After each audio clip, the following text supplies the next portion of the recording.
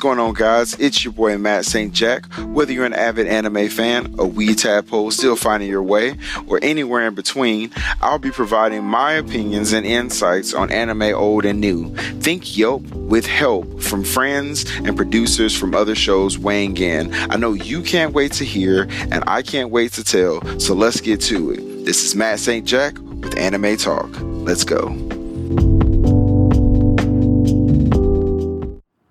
I'm Ashley Chancellor.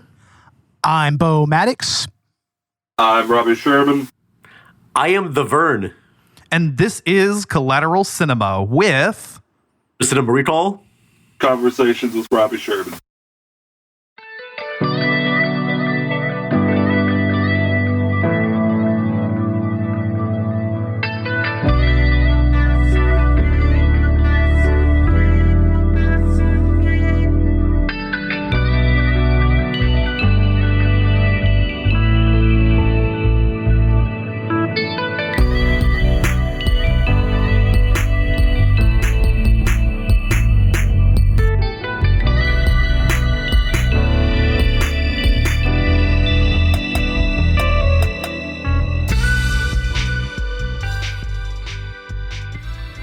Welcome to Collateral Cinema, the only movie podcast that matters, where we focus on good movies, bad movies, and everything else in between in the world of cinema. We are podcasting straight from somewhere in Texas. And yes, my friends, we are a 420 friendly podcast. So whatever you have, be it bongs, blunts, or joints, smoke it if you've got it. And hail to the king, baby. We are finally getting into the Evil Dead franchise, starting with the 80s indie horror film directed and written by Sam Raimi in his feature directorial debut, The Evil Dead. And joining us for this episode is not one, but two special guests, the Vern from Cinema Recall and Robbie Sherman from Conversations with Robbie Sherman. How's it going, guys? We're gonna get you. We're gonna get you. Not another peep. Time to go to sleep. We are the things that were living and shall live again. Yeah. Thank you. Hello. Fuck it, hey. Hello, Vern. Hello, Ashley. Hey. Hey. So, Hello, Robbie. Yeah, hey, good to be here tonight. thank you so much for joining us for this episode, both of you, both some of our more frequent guests on this show. And what a better way to continue the spooky season than another exploitative film like Dead Alive, right, Bo? Absolutely. I mean, this is actually kind of a perfect pairing when you really think about it, because these are both just kind of quintessential splatter movies. I mean, yeah. And they both have very similar vibes to them, except, of course, I mean, Brain Dead, aka Dead Alive, that was Peter Jackson's second or third movie, and this was just Sam Raimi and company's first movie. They just went all in on this just right off the bat. Yeah. Let me tell you, I wish that man had never made a Little Hobbit movie, okay? He should still be directing, junk. Just the most awesome junk you've ever seen in your life. That's what that man was born to do. I'm sick and tired of not having the energy of Dead Alive coming out of him anymore. It's frustrating. I know, man. I know. agree. I mean, yeah. yeah, he needs to go back to the horror genre as soon as he can. I mean, Sam Raimi did, in fact, return to the horror genre. I mean, Doctor Strange in the Multiverse of Madness was arguably the closest thing the MCU has to a horror movie. And, I mean, he's even, he even was working on the Ash vs. Evil Dead TV series for up until it was canceled. Which is both good and bad. Yeah. Exactly. Hey, you saw that he's returning to horror, right? He's doing an actual honest-to-goodness horror movie yes. Coming up very soon. Fuck yeah. Yeah? Yeah, I saw that. Okay. And, I mean, again, hail to the king, baby. Come on. I mean, that is what Sam Raimi is best at. I mean, even going into some of one of the best scenes in Spider-Man 2 is that scene that feels like it's from a horror movie in the surgery room. Oh, yeah, when Dr. Octopus comes to life. Yeah. So that's totally... And don't forget the end of Spider-Man 2. That's also got some real tension to it. Yeah. Oh, it he's does. excellent Yeah, at definitely. building tension. Yeah. I mean, just with the camera work, and I mean, you really see that at play here. The same camera work, that tightly captured Spider-Man swinging around the city that would influence the superhero genre, right? I mean, we've still got that same energy here. Well, I feel like, and it really is just awesome. And I think this film is a testament to what an independent film can do. Oh, totally. I mean, you get a whole bunch of your friends together to shoot a movie in the middle of nowhere. And the fact that this film, The Evil Dead, had really inventive makeup effects is just a really great thing. The Deadites with the eyes, I've known the actors were having really difficulties trying to wear those eye prosthetics because it made it very difficult to see. And they just went through a whole bunch of pain trying to make this movie, especially Bruce Campbell. Bruce Campbell has said in commentaries how he got basically abused by Sam Raimi and Robert Tappert, I believe is one of the other producers. Just Yeah. did a whole bunch of abuse while making this movie. Oh, yeah. You know, it's really inspirational if you take in the fact that they're torturing everybody to make this fucking movie. Absolutely. Yeah. I mean, this is one of those productions that, you just know that nothing was pleasant about it. I mean, they were literally just camping out there making this movie in that cabin. I mean, that scene where they're having dinner before the cellar door opens. I mean, I'm pretty sure that was just their dinner for the night that they're eating there. So I mean, Yeah. and Oh, there my was word. no heating, no air conditioning. Like I'm pretty sure that they were. This was kind of closer to like the fall or the winter when they made this, so it was cold as all hell when they made this movie. Yeah. Yeah. Cold. It got cold at night. Yep. Yeah, I bet. I mean, this is the type of production, when you get done with it, you'd never want to see these people again in your goddamn life. I think it also explains why the physical acting in this is so good, because that's what sells it, especially Bruce Campbell, who apparently goes way back with Raimi. They were working on Raimi's very first short films together back since college, I believe. Yeah. He's such a trooper. I mean, he takes so many hits. Yeah. And you would see his character kind of grow and evolve, and also his talent as an actor, I think, as the Ashley Williams character actually changes quite a bit over the course of the original trilogy, going from this film is really just more of an everyman, and we really don't see like the bravado and cynicism and one-liners until the middle of Evil Dead 2, which is much more of a comedy focused film than this one. But even so, I mean, as we get closer and closer to the end, just seeing Bruce Campbell absolutely like break down and get, seeing his reactions and actually seeing him come into his own, because he spends quite a bit of the film very passive and not really doing anything, just getting his ass kicked.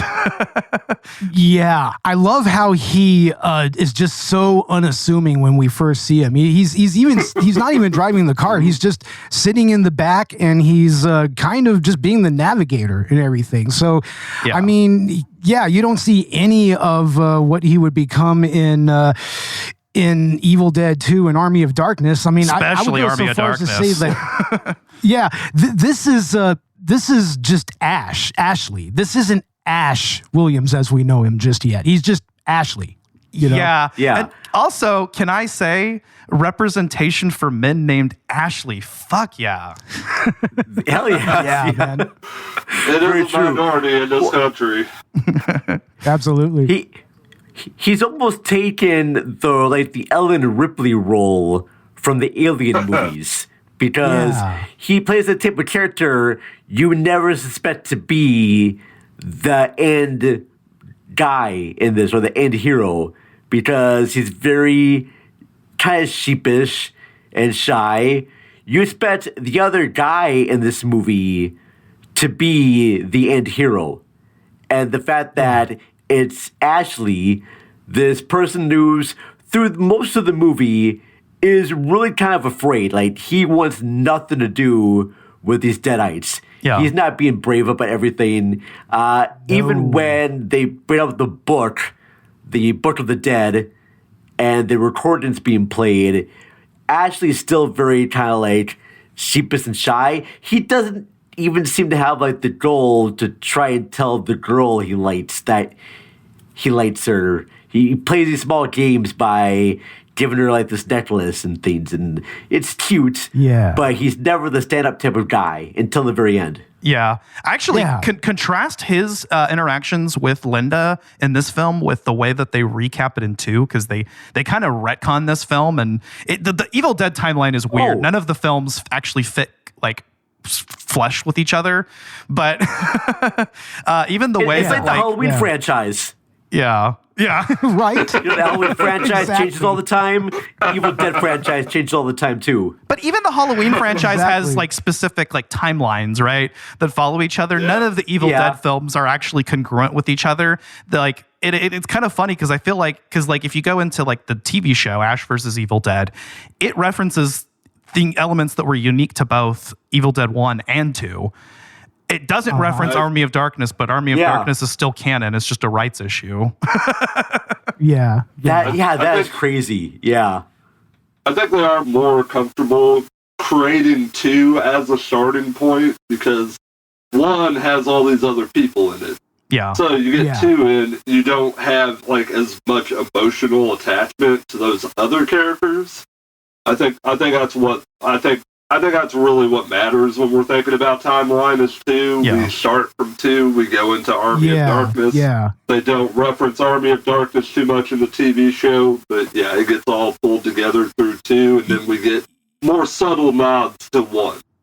Yeah. Yeah, exactly. I mean, what's interesting is how all 3 of these movies, I mean, they pretty much kind of work as standalone movies in their own right. I mean, like this one is more of like the straight horror movie. Like 2 is really just a true mashup of horror and comedy. And then by the time we get to Army of Darkness, I mean, it's just full-blown comedy by that point. Like Army of Darkness is practically a cartoon when you really get down to it. It really is. Oh my God. It is. And to be honest with you, how many of you first heard about these movies? Because for me, being a kid from the suburbs, it was Army of Darkness. That was the very first introduction I had to any of these characters. Yeah. So I actually had to go backwards when I first watched this. Okay, for me, it was the internet where I found this movie when I was maybe about in my late teens, early 20s. Like I've told this before, how me and my best friend Joey, hey Joey, we went on a little horror movie kick, going to Hollywood Video and renting a bunch of movies that I found off of this website called the Vault of Horror.com or the HorrorVault.com. I don't know if it's still around anymore, but I mean, it pretty much had a vault of just like, these are essential horror movies that every horror fanatic should see. And that was where I first encountered like Dead Alive. And I first encountered Evil Dead as well. Nice. And like as soon as I saw that, I was just like, oh, we got to check these movies out. But we went ahead and started with the first movie, and it was just like, I mean, we rented it on VHS, so it had that great grainy quality to it. Yeah. And it was still unrated and everything. So yeah, that was where I first encountered Evil Dead. It was through the old school movie websites of yesterday, so to speak. Fuck yeah.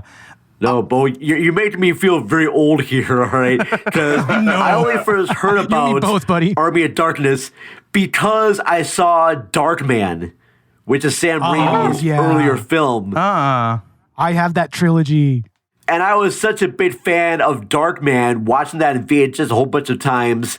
And then I saw on a VHS cassette tape trailer the trailer for Army of Darkness, and they said, from the director of Darkman. I'm like, yes, definitely going to see that. So I saw Army of Darkness in theaters and had a whole bunch of fun time. And I actually had to have one of my friends tell me about Evil Dead 2. And says, you should watch Evil Dead 2 because it's basically a prequel to Army of Darkness. And I was like, holy crap, yes, I gotta find this. Yeah. And I found that one to be off the rails gore extravaganza that I was not used to in my young 13-year-old mind. I was like, all right, I'm not prepared for this. This is both scary, extremely funny, and then I go back and watch the first one. I'm like, wow, this is completely different. The first one has much more of a horror tone to it than Evil Dead 2. And I think the special effects in the first Evil Dead, yes, you can make the argument that they are a little bit cheesy because of the practical effects, but I think they just add so much life to it. I think they hold up.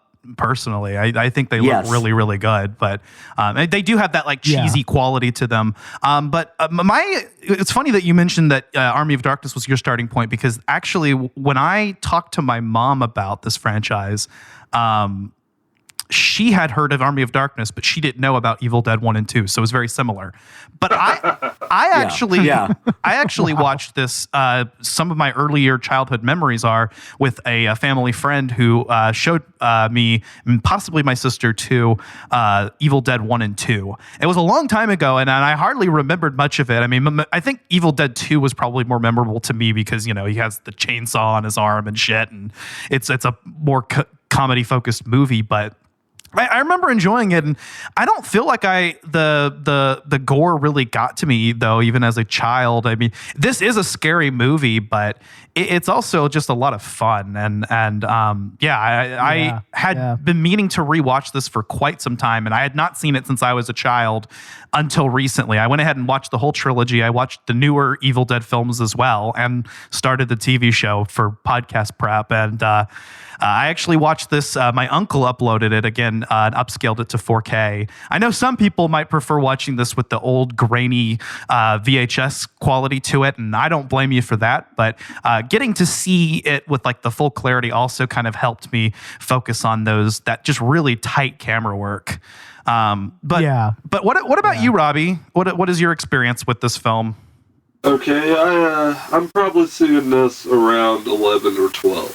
And I think I saw this first, and it scared the hell out of me, frankly. And I wasn't ever like a screaming kid, but well, there were a couple of times.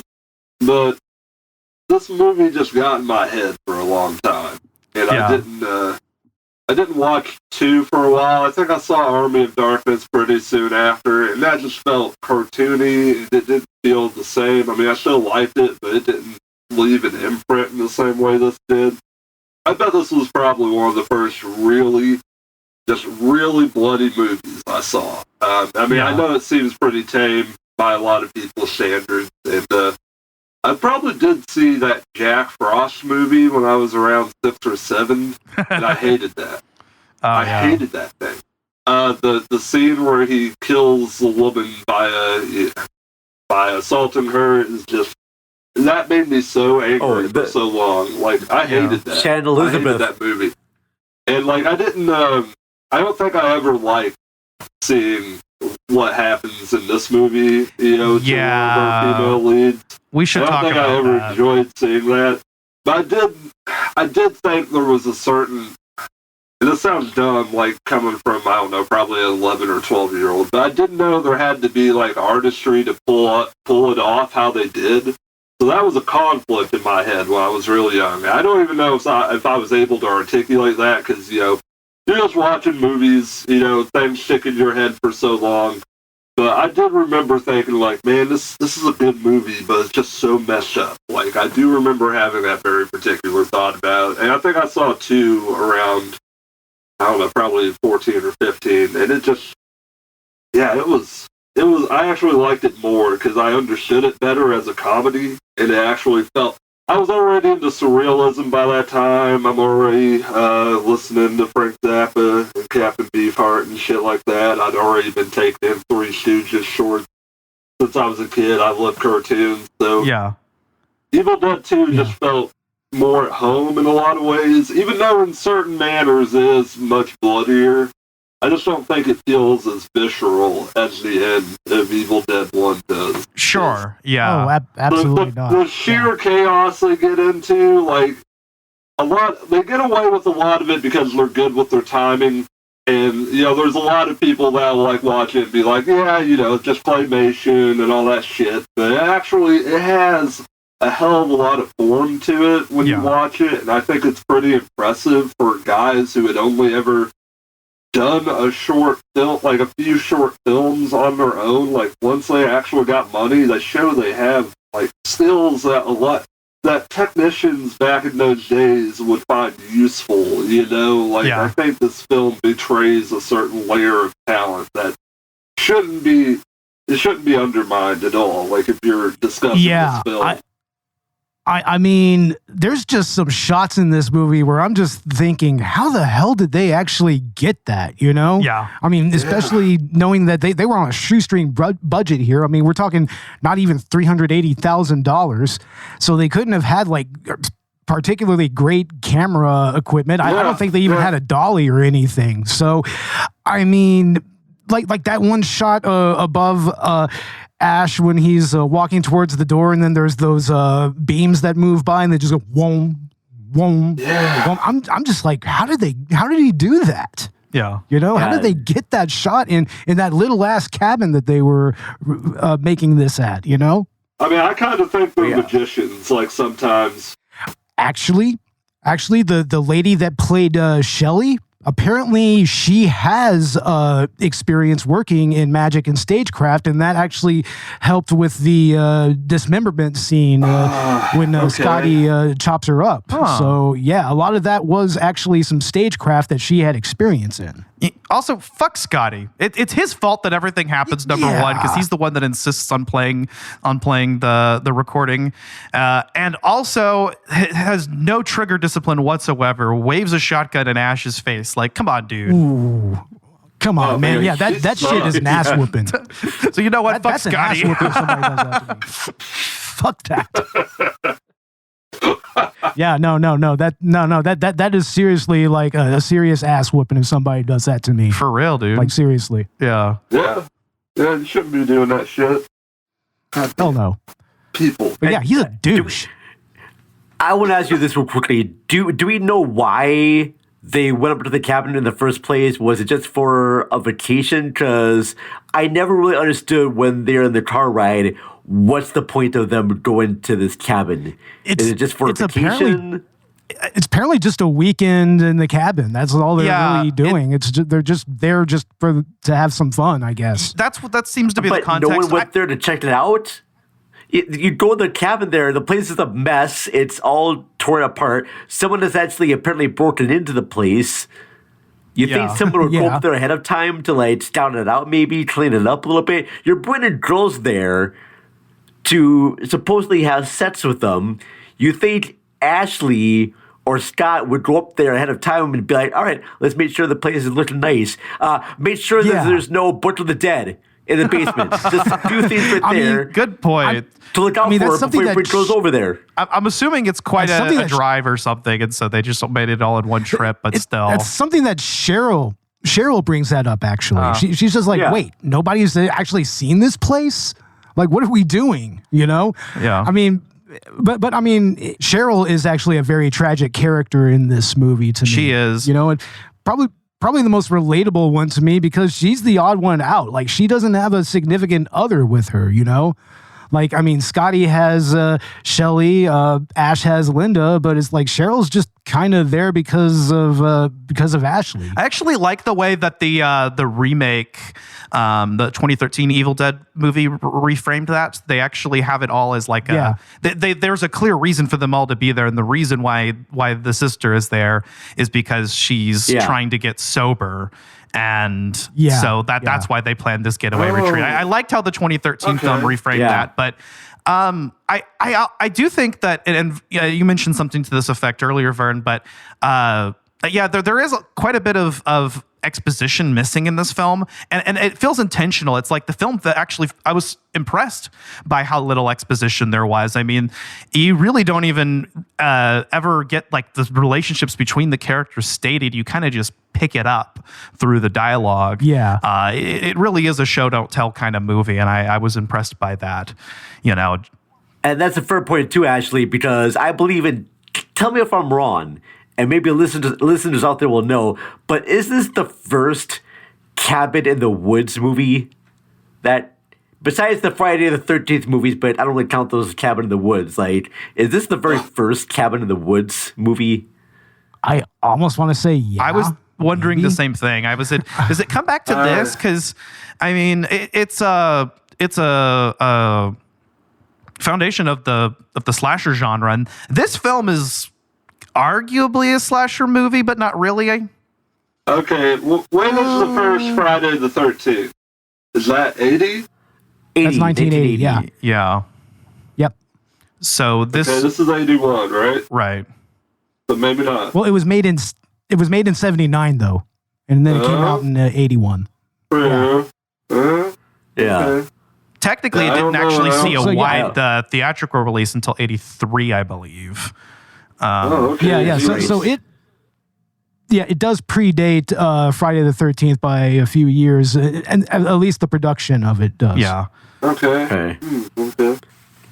But these are like evil zombies. They're not slashers, so. Yeah, there's not a I don't know. single threat. That's what makes it not a slasher. It's really them against the environment, you know?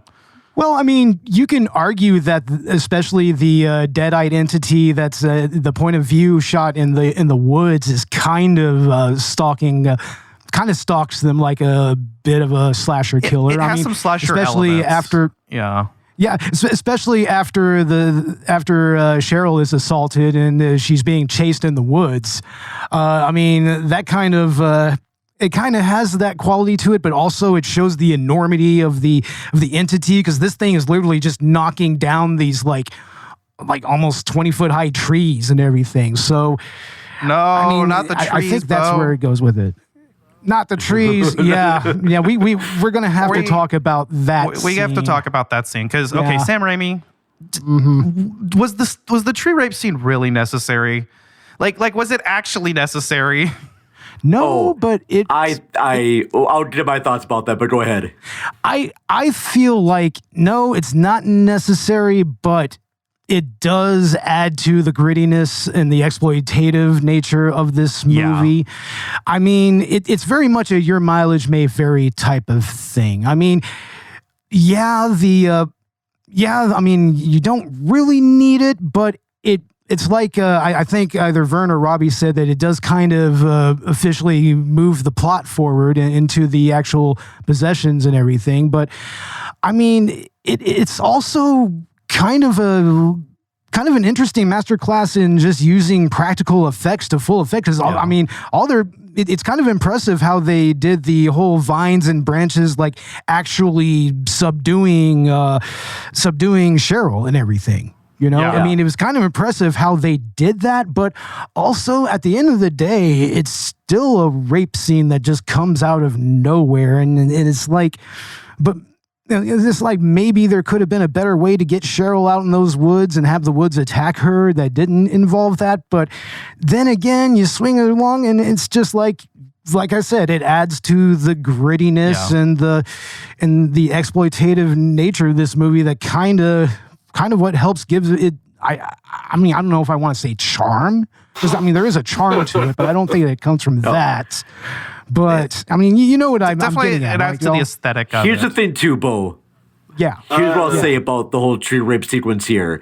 All right, the movie is called The Evil Dead. Yeah. And this is a great way to show that these entities are very evil.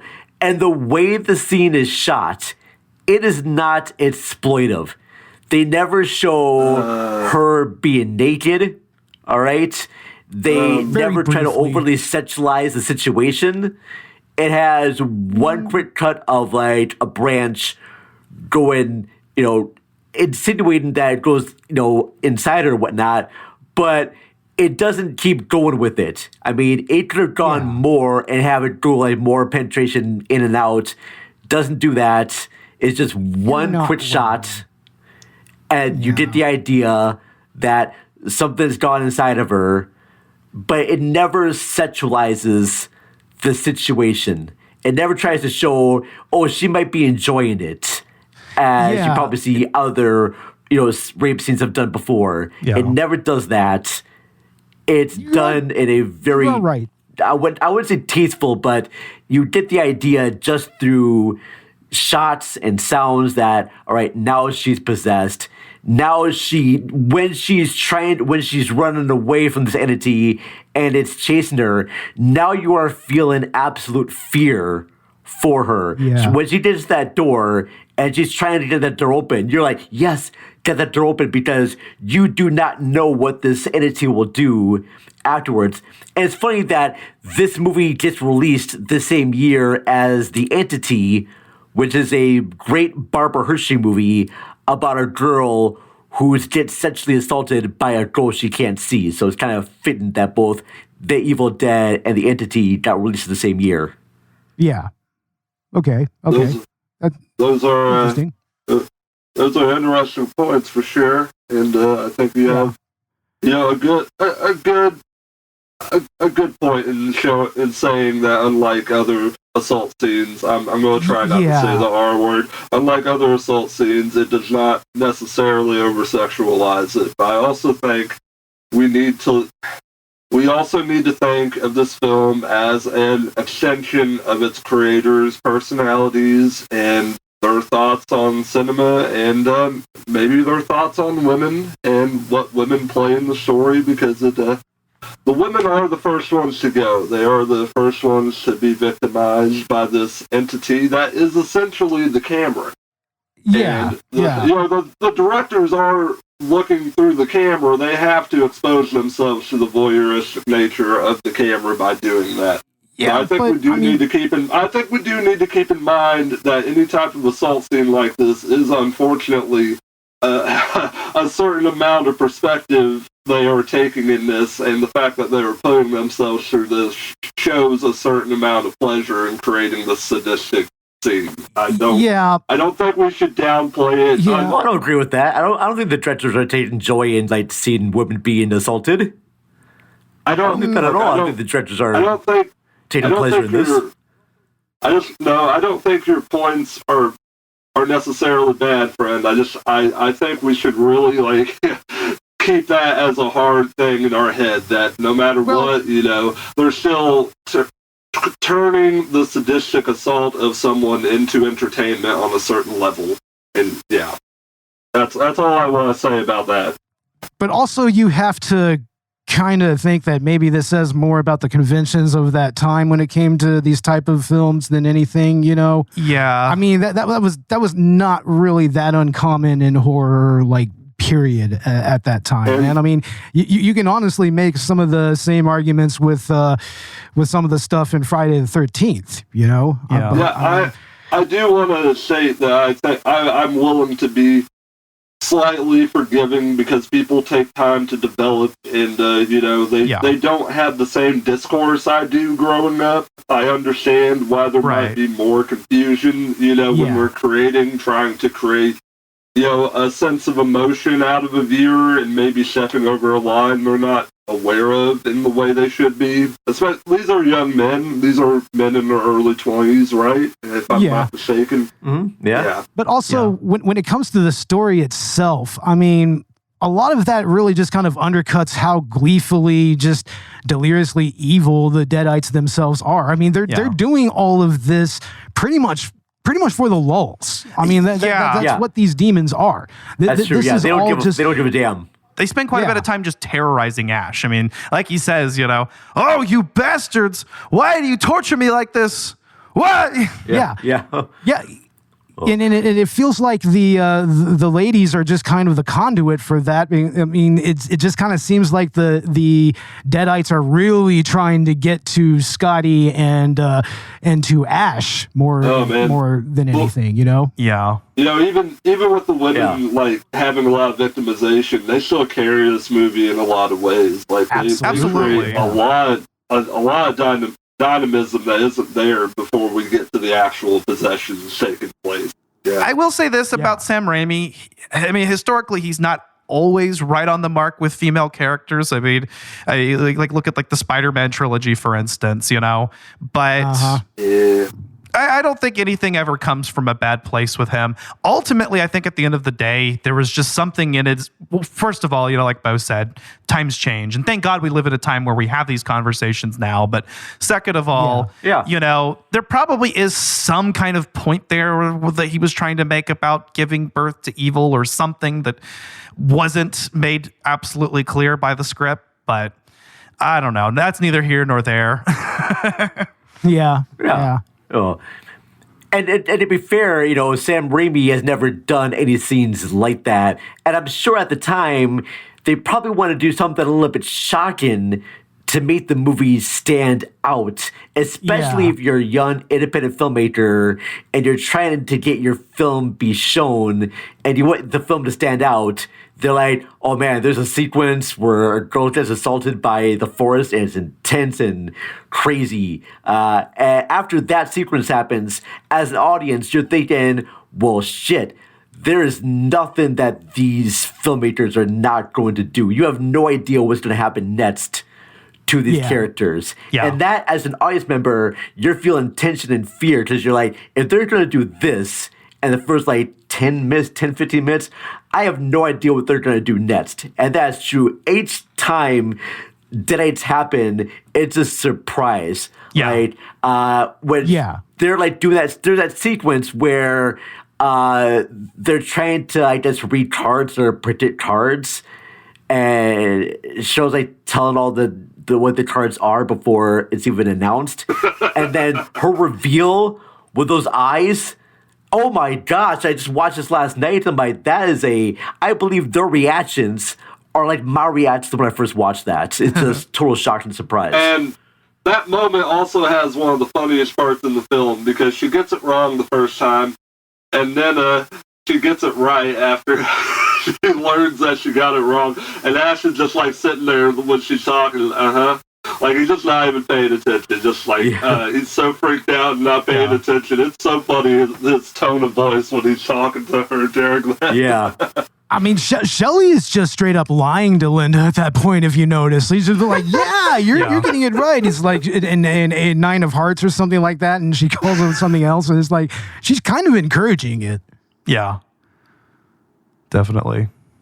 I think the acting is generally pretty good. I think there are a couple of moments where the improvisational nature of it, with people laughing in place of actual dialogue they're saying, is a little noticeable. But I still had pretty decent registry of the jokes and things. I do think there's some thought that they put into this before they went out there and did some improv. I think the best sequence as far as acting is concerned is right after Cheryl makes it back to the cabin after the entity chases her, and then just the terror that she's conveying there. She's just flipping out and everybody's just like, dude, what the fuck is going on here? And I kind of feel like in that scene and the scene where they go find the bridge all mangled, I think that's actually some of the most effective acting in the entire movie, because that's when they really realize that they're kind of fucked here. Yeah. Oh, so by far she's the best actor in this movie. By far. Absolutely. Yeah. That's why it's interesting that they made her into the first person to actually get attacked by the Deadites. Yeah. Is she the girl that has her hand out in the VHS cover? Is that her? I think so. In the VHS spots art where she's reaching out above the grave right there. I think that is, but I could be wrong. It might be Linda. I don't know. That could be. Sure. Yeah. Yeah. Well, and Evil Dead 2 just pretends that Cheryl and Scotty and Shelley don't even exist. So, well, to be fair, it's not Ashley, it's Ash. So I always thought that is Ashley's brother. There are two brothers who happen to be named Ashley, but one brother said, I'm not being called Ashley, I'm Ash. So, and Ash is like, hey, my brother went to this cabin. I'm going to bring my girlfriend out there. Who's named Linda too. Why not? Yeah, right. Just two brothers. Yeah. That's almost as plausible as anything else, really. In this universe. It makes about as much sense. Yeah. But what else? For being a low budget there, just wonderful. I like it how they just basically put a camera on a board and just had that be the entity. They strapped that to a motorcycle and just drove that to be this entity force. Motorcycle, that's how they do it. Yeah. Okay. Interesting. That's cool. And this was, I guess, released about a year or so after The Shining. I mean, I know it's 83, but The Shining came out in 80, and the whole idea about this mysterious force coming in there. I can see how Sam Raimi could have influenced by, or is influenced from Kubrick's The Shining. I like the fact, too, that in one scene, they're showing the Hills Have Eyes poster, and later on, in A Nightmare on Elm Street, they have a poster of the Evil Dead 2, or Evil Dead, in the Nightmare on Elm Street. So Nancy is watching Evil Dead in that movie. Yeah. She's watching it on the TV. Yeah. So basically, it seems that both filmmakers are influenced from each other, and I absolutely love that. Yeah, that is bad. Yeah, cool. It's cool that you have that call out right there. That was really cool. And also near the beginning of the movie, like those two dudes on the side of the road that are waving after Scotty Honk. That's Sam Raimi, and I think also Ted Raimi. Right. Yeah, that's right. Yeah. And also Robert Tapert, I believe. Yeah, exactly. Is involved. Well, exactly. I know the three of them were all like stand-ins because they had to reshoot some things in this film past the point that most of the cast and crew were there. So in a lot of shots, it's actually you could tell. Sam Raimi, Ted Raimi, Robert Tapert. Oh man, you could tell with some of the makeup effects on, like I'm pretty sure there's some moments where Cheryl is probably either Tapert or Raimi, possibly. It's like, I mean, I also really like how they use lighting to kind of cover up how cheap the makeup effects are with Cheryl in several scenes, like especially when she's locked in the cellar. You know? Yeah. I mean.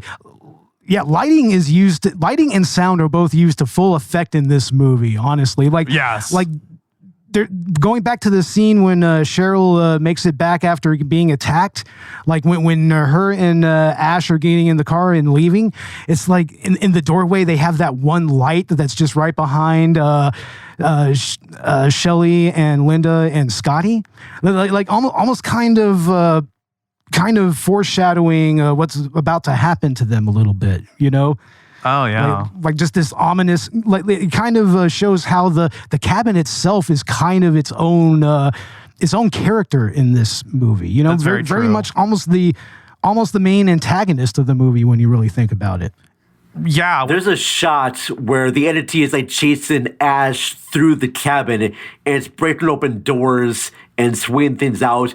They must have had to do a whole bunch of preparation to shoot scenes like that, to make sure that the doors are open at certain times, to make sure that when one thing flies open, it doesn't hit our main character, because there's a lot of dangerous things going on there. And they are doing this with a limited crew, like a non-union crew, just guys going out there to shoot a movie. And it was like almost like dangerous. It's almost like Buster Keaton level of stunt dangerous, because there are many sequences that these actors could get physically hurt and maybe even killed. Even that sequence where they're driving the car across that bridge. I mean, I know that it's really a fake bridge and there's not much danger, but there's still kind of danger there, being the fact these are guerrilla filmmakers doing this shit. And definitely. There's one shot where we see our beloved Bruce just fall right into a fucking shelf, and then a shelf falls on top of him, and it's just so brutal. Like, I couldn't imagine doing that for what they were doing it for. There's like 3 or 4 times he gets thrown into a goddamn shelf. It's like, this movie hates shelves. Yeah. Fucking murder they committed on this man. Seriously. But you know what? He's Jesus. helping his friend out, his buddy. I mean, that's what this was. It was a passion I'm project. never doing that much to help my buddy out. Okay? No, coming I don't know. on the podcast that isn't being thrown into a fucking shelf. Okay, that's beyond friendship. That's like straight up. I'm going to marry you or some horse shit. I don't know. Like, Yeah. what are we doing? I want to quit my day.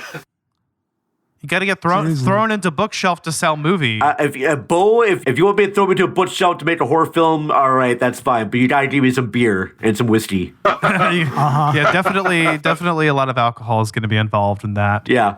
But Okay. Oh yeah, you know it. I'm sure there was plenty of alcohol involved in the making of this movie. In fact, I almost guarantee it, no matter what anybody says. yeah, Yeah, they spent $375,000 just to go drinking out in the woods. That's pretty much what happened here, and then somehow Exactly. a movie just kind of came out of it. By the way, the ending scene where Ash gets attacked at the end, Sam Raimi has said that the intention of that scene was for the character to die at the end of the film, but obviously that would get changed whenever they decided to do a sequel. But Raimi didn't always intend to do a sequel. He kind of came back to it, I think, because his other projects failed to meet the same level of success, I believe. Yeah. No, it was the woods themselves. They're alive, Ashley.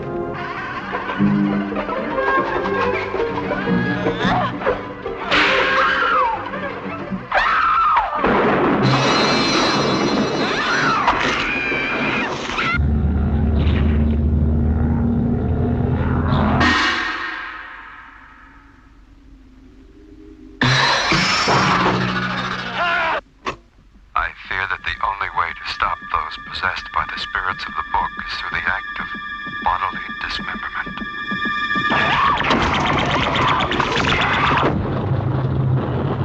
I don't care what happens to her. She's your girlfriend. You take care of her.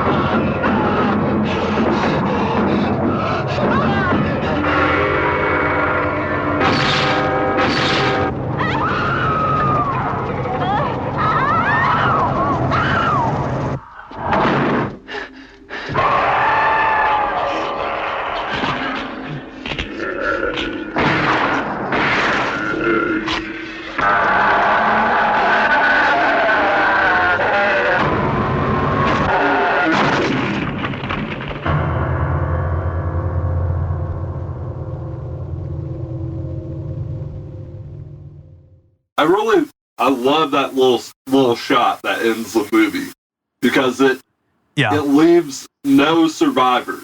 Like, that is a great horror twist, to end your movie on, to make sure there are no survivors. Like, you gave this man some means of survival until the end of this hellish night. He did not seemingly have the ability to do that, and he did it.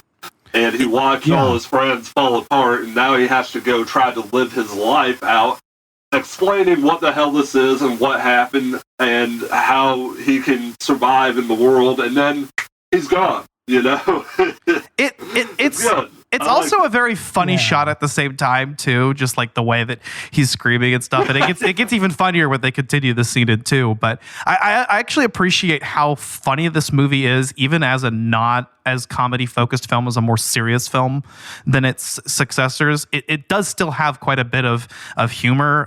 Dare I say, even slapstick. Yeah, I mean, Campbell and Raimi were huge fans of the Three Stooges, and you can totally see that all over this movie, and especially all over Army of Darkness and Evil Dead 2. Yeah. Like, I mean, just the straight up physical slapstick nature, like for instance, the aforementioned bookshelves that Ash is continuously being thrown into, right? And also just some of the effects during his struggles with Linda, or like the attack or Shelley's attack on Scotty and everything. Like it does kind of have that quality to it a little bit. Right. Yeah, and I think that's what really sells it for me. Is it's such a solid horror movie, and it takes itself more seriously than the ones that came after it. But it does still have that element of humor in it, and I think that's why it was worth talking about first. And honestly, I would love to go and jump into Evil Dead 2 next season, maybe, just because I think that's just as worth talking about, as a standalone film. But I wanted to start with this one because I think it means a lot to the film industry, to horror, to independent filmmaking. Yeah. This is one of the more influential and successful indie horror movies this side of Halloween in '76. Yeah. This was kind of the next successor to that. Maybe that, and also Last House on the Left, are just kind of in succession. True. They kind of. It's kind of what helped lead horror into the '80s and everything. and pre-slasher and whatnot. Yeah. I'm also kind of wondering where does I Spit on Your Grave sit too? Because that's a divisive, extreme horror. Yeah, that movie's you can kind of put that there as well. We were talking about the tree assault scene, and I was going to say that yeah, it definitely was something that they had to use to stand out because you had Last House on the Left, you had I Spit on Your Grave. Hell, even going back to Straw Dogs or something like that. So yeah, just kind of leading up to this movie. Remember, it was made in '79. It kind of makes a little bit of sense that they would go that route. Yeah. But I think what really also impresses me too is just the creativity of the film. I'm watching the scene now where he walks into the room with the film projector and the light bulb, and there's the blood dripping down onto the film projector lens, and so you see the blood on the projection behind him. That's a really cool shot. We mentioned the stop motion effects and whatnot earlier too. This film is just so fun to watch. It really is, man. I just love the final scene where Cheryl and Scotty are just disintegrating after the Natron de Manto is thrown into the fire. Which, yeah, by the way, this isn't the Necronomicon. This is the Natron de Manto. Yeah, it's not referred to as the Necronomicon until the sequel. Yeah, and the word Deadite isn't used either. No. That's true. Yeah, I forgot they don't use the word Deadite or the Necronomicon. That does come later on. Yeah. But I just love how they just turn into absolute goop. But by the time Ash is able to leave the cabin, they're literally just sludge on the floor. It's how do you deal with that? That's your sister and your homeboy and your girlfriend in a puddle and your girlfriend. They're all in a puddle on the fucking floor now. So I gotta tell you, as a guy who's taken a few years to learn something about animation, I was pretty impressed with how fluid it felt, yes. for a small crew working on nothing. Even in that day and age, there are just moments where there's actual fluidity and character thought, color thought into it. The way it disintegrates into colors that feel natural. It goes from these lush reds into deep reds into black, and there's times where the characters will start with their blood color, the face coming down, but then they get white and blue in there, and it's so damn dynamic. Every time I watch it, I realize these guys had their shit together early on in a technical sense. I feel really good about it. It's really, really impressive. Just the framing, like you mentioned, the colors, and everything. Yeah, I just love how I love how the Deadites just have all these different types of bodily fluids just coming out of nowhere. What's up with the white fluid? What the hell is all of that? There's some green slime, I think, at one point on Cheryl. It's it doesn't even fucking matter why. It just feels so dynamic. You just spit it at people. It just feels disgusting. That's what matters. It is a very dynamic movie. I mean, even whenever it uses a lot of Dutch angles, but it doesn't feel like it's overusing them. It actually felt like it really just added to the drama. Compare that to something like, I remember Thor 1 is a movie I watch, and every time I watch it, I'm like, damn, this guy, Kenneth Branagh, really loved his Dutch angles, doesn't he? It stands out. This is a movie, I think, that uses a lot of similar angles, but I think it uses them well enough that you don't really notice and it doesn't drag on you. And just also just how unconventional a lot of these shots are, and the way that they zoom and pan out over characters' faces and stuff. It's really cool. Yeah, That's what I love really about is. movies like this, because these filmmakers, Bruce Campbell, Sam Raimi, Robert Tabbert, they were just going out there to make a movie just for their enjoyment as well. I mean, yes, I know they're trying to make a profit, but they're just friends going out there to make a movie that they love. And I miss that so much. I feel like today's age of instant gratification, of like TikToks and Zoom. Yeah. Filmmakers nowadays want to make the profit right away. How much movies did this movie gross?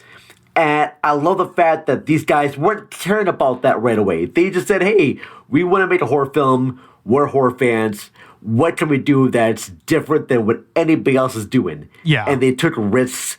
And I love that. I wish more filmmakers would take more risks. It reminds me of the way that we shot Texas Sundown when we put that film together. Because, it's just an independent film that we took to for the craft. We didn't do it for money. Mm-hmm. So I really like watching films like this, independent films that became instant classics, because I think again, it's a testament to what is possible.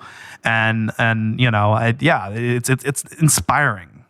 And this wasn't their first venture. I mean, like we mentioned before, I mean, Raimi tried to put out a couple other short films. I think this is actually kind of mostly based off of one of his earlier works, Within the Woods, I believe. It was kind of like the earliest version of this movie. But a fun fact, apparently Raimi turned 20 just before production began.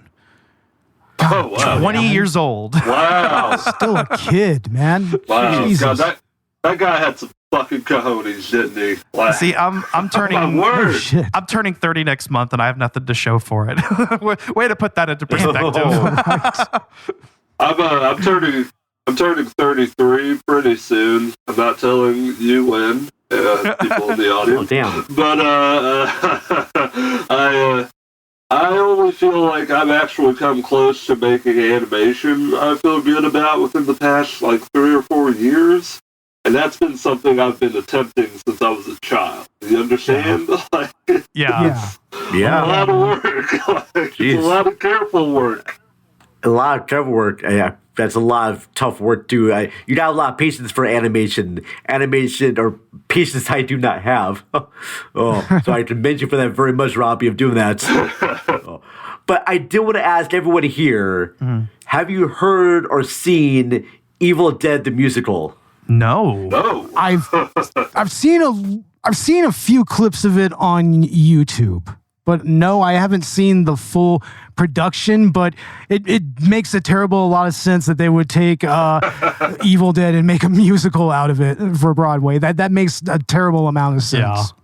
So they actually do have it where you can sit in the splatter zone, and so when Fuck yeah.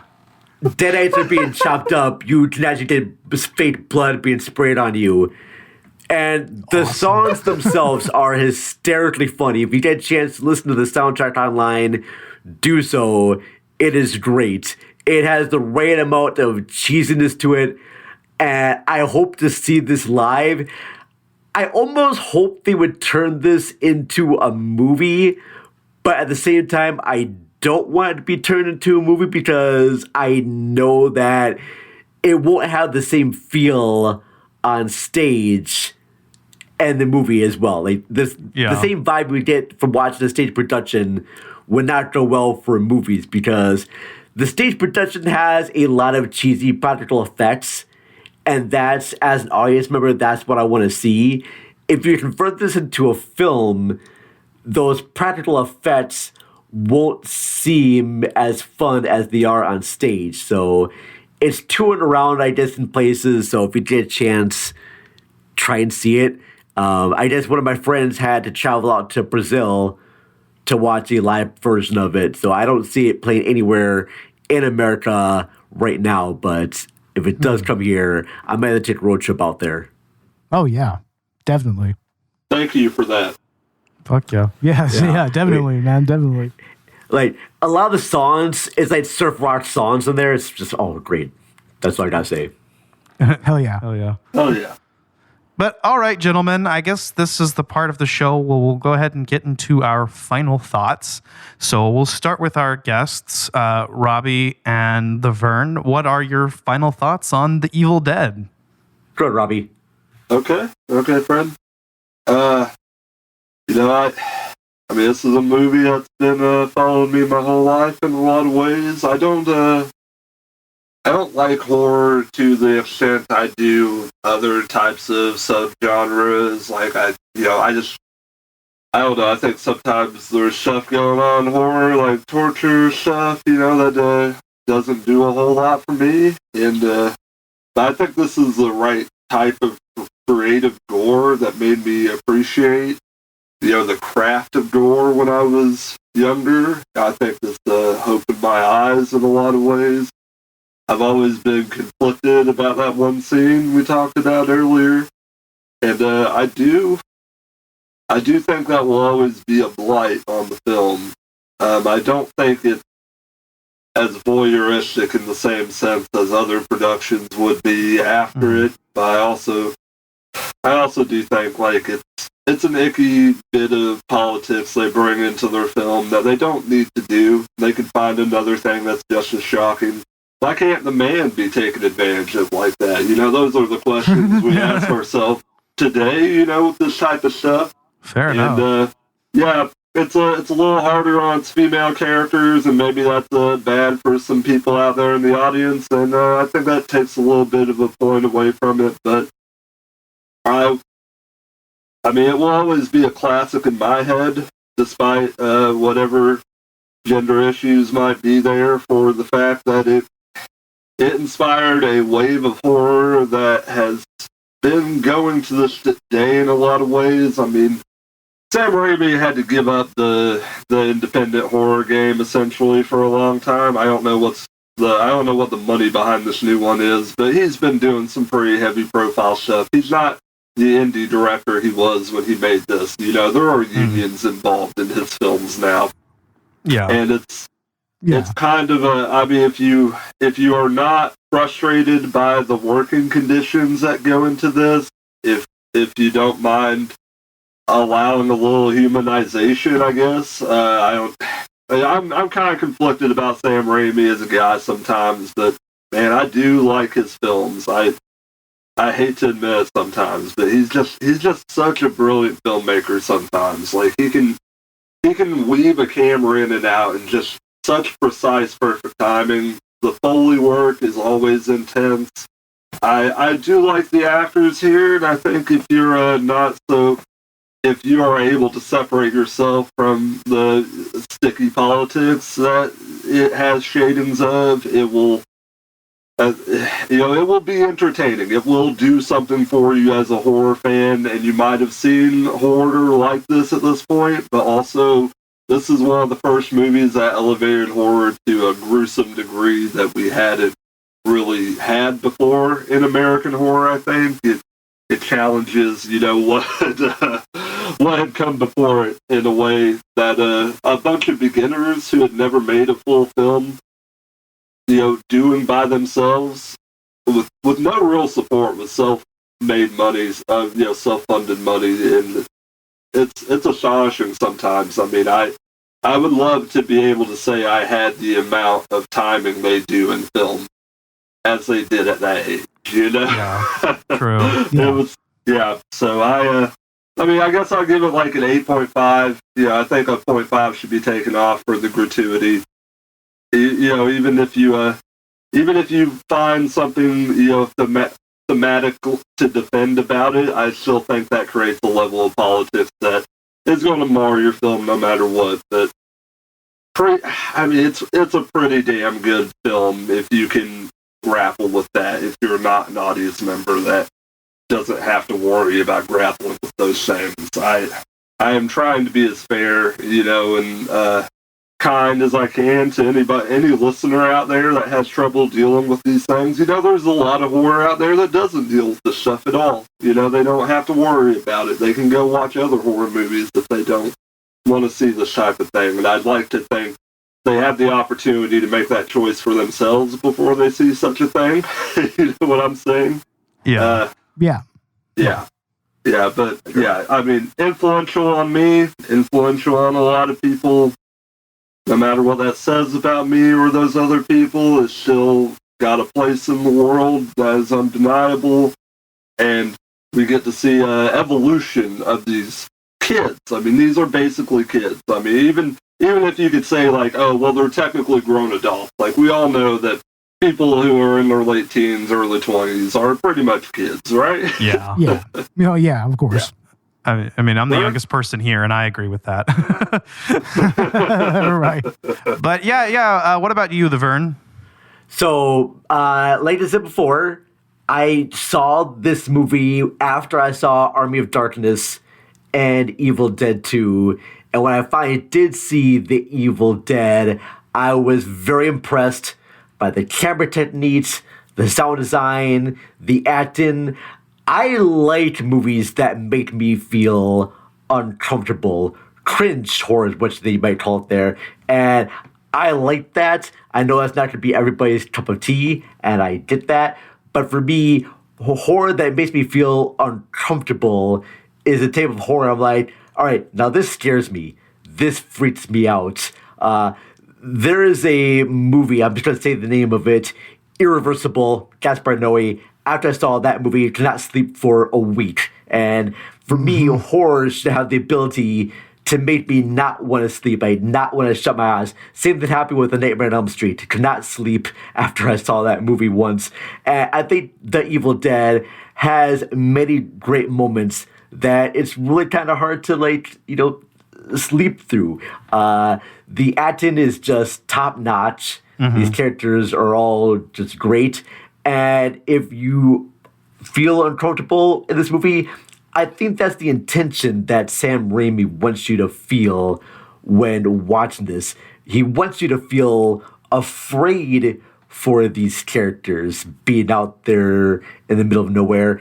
And for a group of filmmakers out there on their own, they're just trying to find new things, whether it be story techniques or camera techniques, makeup and makeup effects as well. It is just a very, very well done independent feature, and I'm grateful that he made it. And I'm also very grateful too that Sam Raimi, each film that he makes, he learns things, he tries new things. Yeah. And I'm so glad that Sam Raimi did not stick to just horror and that he wanted to do new things. His Western, The Quick from the Dead, is a great Western, but it's still a Sam Raimi movie. Like, every movie he makes, he has the different, Dutch angel shots, or he just frames things in a way where this is a Sam Raimi movie. His collaborations he had with Danny Elfman and whatnot is other composers. You know right away this is a Sam Raimi movie, and it all starts with The Evil Dead. You watch The Evil Dead, and we mentioned this before, watch Spider-Man 2, or his other one he did too, the movie about the girl who denied a lady alone, and the witch put a curse on her. Drag Me to Hell. Drag Me to Hell, yeah. We talked about it earlier. Yeah. Yeah, just stuff like that is just absolutely great. I haven't seen Crime Wave, the movie that he made between The Evil Dead and Evil Dead 2. I'm very curious to watch that to see if those same cemetery camera work or vibes are in there. So yeah, I just absolutely love The Evil Dead. I liked even Evil Dead remake that came out. That was absolutely brilliant. The level of gore. Yeah. And the character situation is good, that one too. Yeah, just love it. Score, I'm giving it, I don't want to just go a solid 10. I would give Evil Dead 2 a 10. I'm giving Evil Dead 1 a good, like, I'll give it 9.5. Hell yeah. I would give Evil Dead 2 a 10 too. I think it's one of the great comedies of the 20th century. Like it's fuck it really is. 100%. Yeah. Yeah, definitely. Hell yeah. Well, for me, Evil Dead is one of those kind of warm blanket movies for me. It's in a weird way kind of a comfort movie because of A comfort. Oh. yeah, because of just the grittiness, the way that the gore is actually presented on screen.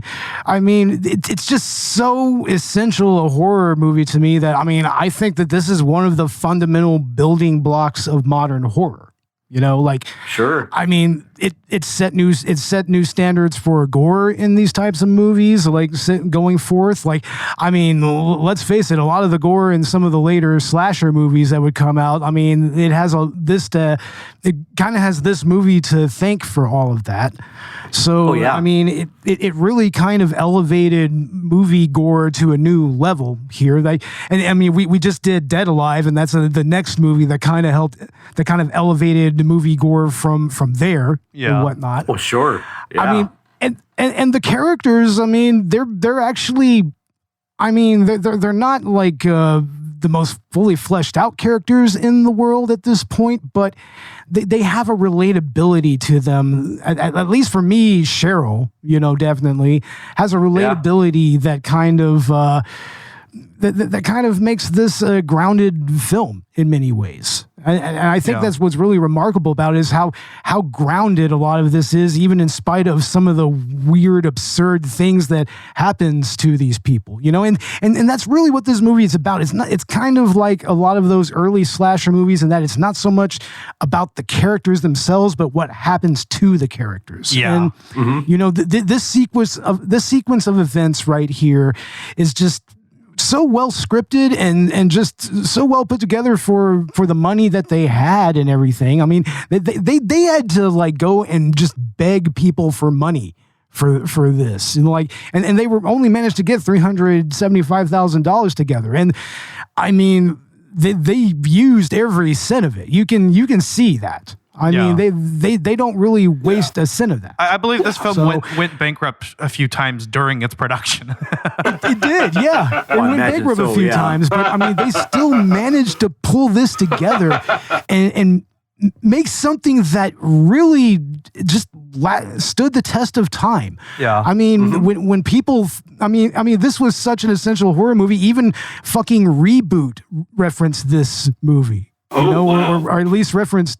Yeah, they had a game that was totally Evil Dead. It was a straight up. Oh, nice.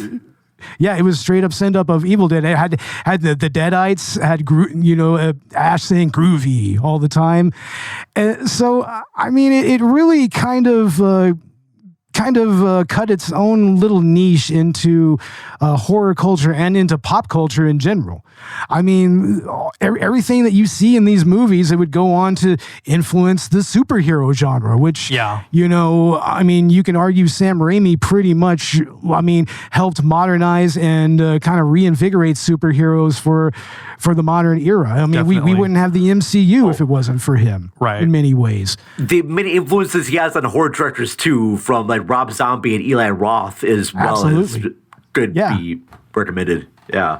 Yeah, definitely. Yeah, they took a lot of influence from Raimi. I mean, Rob Zombie's early work has a lot of Raimi-esque stuff to it. I mean, in a way, it's a kind of like House of a Thousand Corpses is kind of a mix of Evil Dead and Texas Chainsaw Massacre in many ways. Yeah. So and Cabin Fever is like a great remake of almost like Evil Dead as well. Yeah, it is. It really is, man. So yeah, I'm thankful that this movie exists. It shows you what you can do with a little bit of ingenuity and just a little bit of creativity. I mean, even if you don't have a whole lot of money, you can still make something that lasts, something that people still talk about, I mean, hell, and it's left a legacy that to this day is very prevalent on modern cinema. So, I mean, really, when you think about it, Sam Raimi may be one of the most influential directors of the 21st century. Yeah. You know, like, I mean, he started off in the previous century, and then in the 21st century, he helped really bring in a new influential era of cinema, especially with superhero movies and everything. So, yeah, this is in and of itself a historical document, and it's an essential piece of horror canon. I mean, and horror is just better off with a movie like this in it, you know? Yeah. Fuck yeah. Man, Like absolutely. yes. yeah.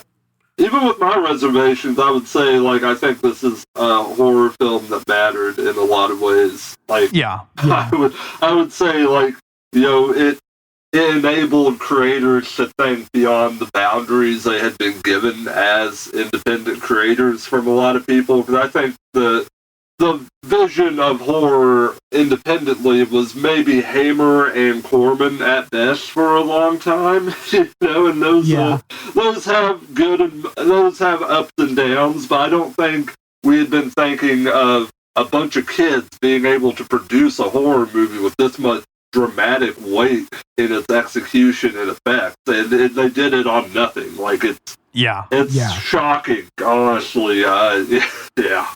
Yeah, definitely. But as for me, and I was the one that picked the film for the podcast this season, and frankly, I'm surprised it took us this long to talk about it, because I feel like a film like this is part of the identity of collateral cinema. I mean, hell, some of our listeners might remember that our very first intro song on this podcast actually featured a clip from The Evil Dead, the quote where he says, "Oh, you bastards, why you torture me like this? Why? Exactly. Yeah. So you go listen to season 1 of Collateral Cinema. Every episode opens up with a montage of scenes, and that's one of them. So, yeah, I think it's something that's not only important to the podcast, but it's important to me personally. Sam Raimi, I guess, actually as a whole was wholly influential to me, because I grew up during the 2000s and the 2010s. So, you know, I saw that era of cinema being ushered in front of my eyes, and both Evil Dead and Spider-Man are films that are some of my earliest memories of cinema. You know, some of the earliest films I can remember seeing. So, I would say that Sam Raimi was influential to me. And, you know, again, his influence on not just indie horror, but the horror genre as a whole cannot be understated. So, fuck yeah. Evil Dead is a great time. It's a fun splatter film. It's scary. It's tense. It's maybe a little uncomfortable at times. But at the end of the day, it is definitely something that deserves to be preserved and talked about. And I think it will continue to stand the test of time as it has. Join us. Join us. When that fades out, that was probably one of the scariest moments in that film, where that sound just fades out. Yeah. It's like the house in Amityville Horror talking. It just scares me. But all right, guys, this is the part of the show where we'll go ahead and plug our respective shows. So starting with our guests, Robbie and Vern, where can we find Conversations with Robbie Sherman and Cinema Recall, and what have you got coming up? Go ahead, Robbie. Okay. Conversations with Robbie Sherman is on Spotify and most of the other streaming platforms. I think I'm on Apple too. Yeah. You please look me up. We have new episodes coming up soon. I should be getting some collaborations with Jess Matthews of the Fox Kids Club together. So I'm hoping within the next couple of months some of those will be out. I've been trying to have a fun 4-year anniversary, but I think that's going to be snowballing into an actual 5-year anniversary. So please come join the fun. We got Batman episodes coming up, Lupin episodes coming up, Part 4 of The Italian Adventure, which is one of my favorite Lupin things. It's just a perfect synthesis of charming Lupin trope. Please join us on Conversations with Robbie Sherman. I'm also on Discord, Blue Sky. You can look me up through there. If you get a hold of me, you can join my Discord. You can join us, talk about cartoons, get some leftist banter in, feel like an outlaw. Nice. Right on. Yeah. Right. Oh, yeah, hi, Vern here, Cinema Recall. As for Cinema Recall, we are finishing up our Sean Baker series that we've been doing. We've been covering all of Sean Baker films with different guests, and that's been a lot of fun. Our most recent episode is on Red Rocket with Jason Soto from Rabbit Hole Podcast, but we've done episodes on Nora and Starlit and Florida Project.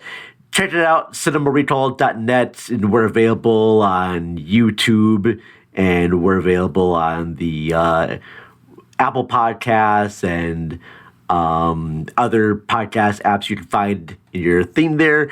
I also am doing episodes we did on Andy Sedaris, where we released our whole series of Andy Sedaris films. So nice. Hard Ticket to Hawaii, Hell yeah. Picasso Trigger, Hard Hunted, just great exploitation films. Check that out there as well. I also have another podcast I'm going to plug here really fast called The Rotten Truth, where me and my co-host Donnie Roberts, we review movies that have gotten low ratings on Rotten Tomatoes and decide if they are as bad as people say they are. We've done episodes so far on Exorcist, Believer, and we did one on Gus Van Sant, Psycho 98. We just dropped an episode about A Life Less Ordinary, which is a feature from director Danny Boyle, who did 28 Days Later and Trainspotting. That's a fun one, so that can be found on rabbitholepodcast.com. And yeah, that's it. You can find me on a whole bunch of social media platforms, such as Facebook and Twitter, Blue Sky, Threads, just everywhere. I'm usually lurking on there, posting shows and whatnot. So yeah, good things. Fucking A. And as for Collateral Gaming, by this point, we should have out part 1 and part 2 of our season premiere on Fallout 4. That was intended for September, but thankfully we've got both of those recorded and out now. As for our spooky month, we're going to be covering 2 new horror games that just came out last month. Chronos: The New Dawn from the same developer that made the Silent Hill 2 remake, as well as Silent Hill F. And for some retro horror gaming content, look forward to our Halloween special where we'll be talking about Resident Evil Code Veronica. We'll also have some kind of Halloween edition of the bonus round planned, and Bo and I will also throw together some kind of Let's Play Halloween special on Collateral Let's Play. So look forward to all of that. And here coming up in November, we'll be talking about Ghost of Yote. Part 1 will be a spoiler-free review. Part 2 will be our full spoilers. So I'm dedicating the month of November to Ghost of Yote and just really diving into that world because I'm so excited to get further into it. And we're doing the same thing with Metroid Prime 4 in December. We'll be covering part 1 as our game launch review and part 2 as spoilers. And boy, am I excited for Metroid Prime 4, probably more than anything else that I've been excited for this year or in recent years. So hell yeah, that's going to be a great time. And of course, our holiday special will be Zelda: A Link to the Past. So good mix of both new and retro video games up until 2026. And Bo, what else have we got coming up this spooky season and the rest of the year on Collateral Cinema? Well, as of now, our season premiere featuring Dead Alive, a.k.a. Brain Dead, is out right now. That was with Stu from Stu World Order. He's on that episode, so you can check that out. And previously, we did our Space Ghost Coast to Coast review with Robbie Sherman. You can check that out as well. And coming up with Collateral Cinema's Halloween special, we're doing Halloween 6, The Curse of Michael Myers. And for our bonus content, it might be a post-Halloween episode, actually. It's going to be our review of the 2023 by way of 2025 Toxic Avenger remake, which was quite a thing to see in the theaters, man. Wow. It was quite a thing. Yeah. It was a great time. Yeah.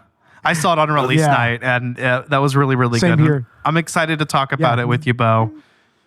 Yeah, and in November we'll be doing some not only the Amazing Spider-Man, But we're also going to be doing the Lara Croft Tomb Raider movie as well as part of a collab with Collateral Gaming. Yes, so, that will be a look for that collab. coming You up know very what? soon. Not bad. Yes. Not bad. The first Tomb Raider movie. Actually not bad. Not No, Yeah, and yeah, I you don't don't even go hate wrong. the Alicia Vikander one because I really like the game it's based on, and I thought it was Okay. all right. But the Angelina Jolie one is classic. That one I'll is tell just you. iconic. Yeah. Oh, I'll tell you the better alternative to that Vikander movie, that Netflix anime.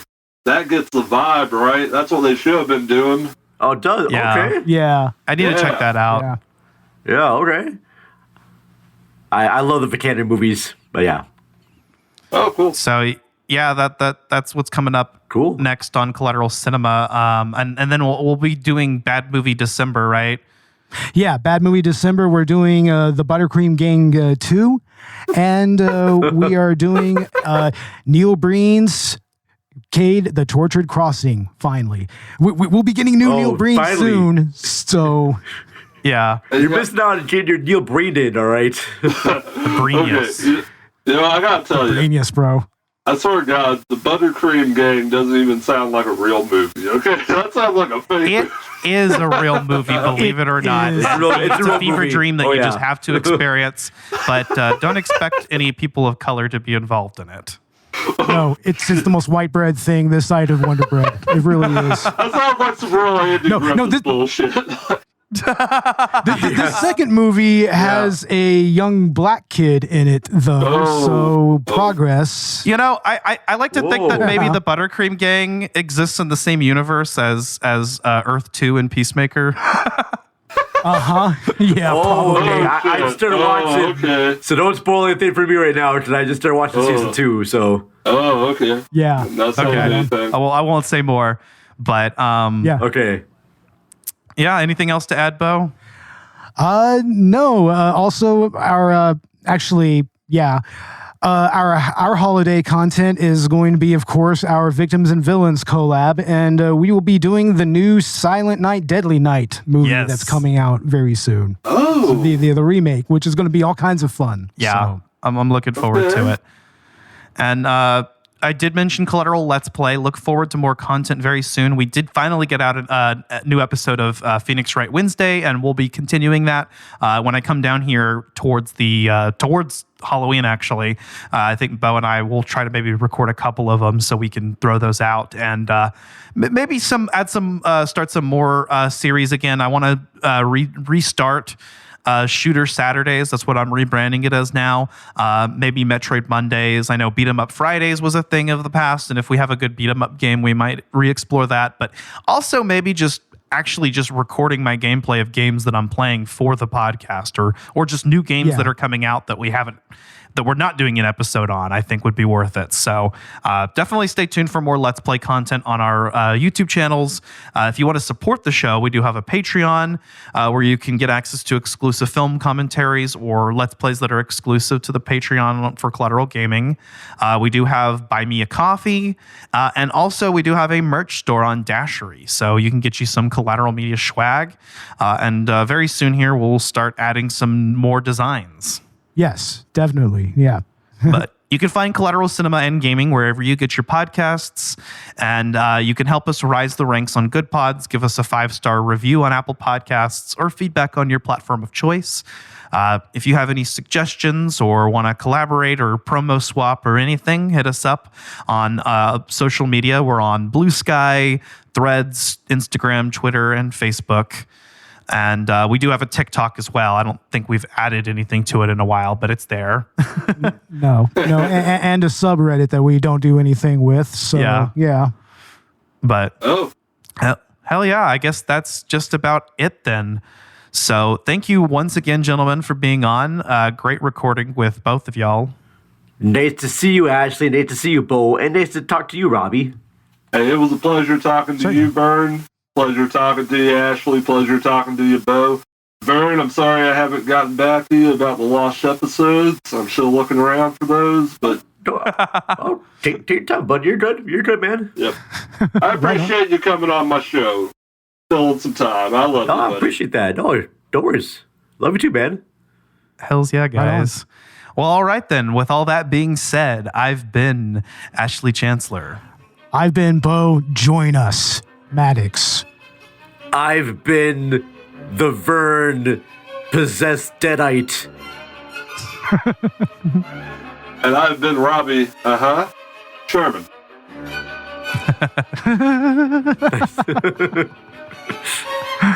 This was Collateral Right on. Cinema, and we are out. Out.